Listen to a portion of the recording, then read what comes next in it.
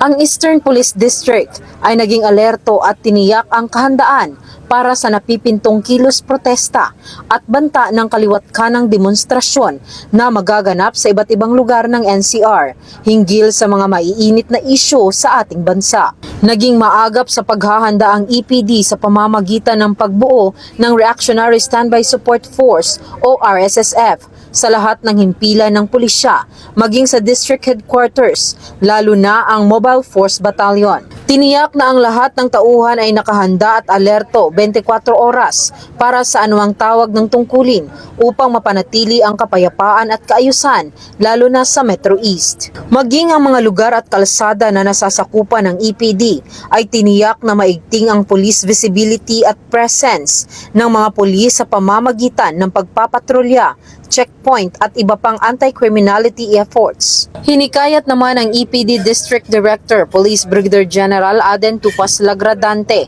ang publiko na maging mahinahon at maingat sa mga pagsali sa mga iligal na kilos protesta na makapagdudulot lamang ng gulo at abala sa ating kapwa.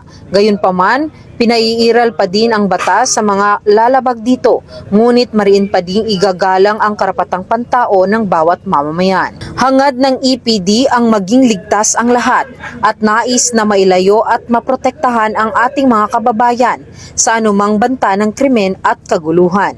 Hangad ng Eastern Police District ang kaligtasan ng bawat mamamayan. Ako po ang inyong Police News Network Correspondent, Patrol Woman Jenny Midolor, alagad ng batas, tagataguyod ng Balitang Pulis.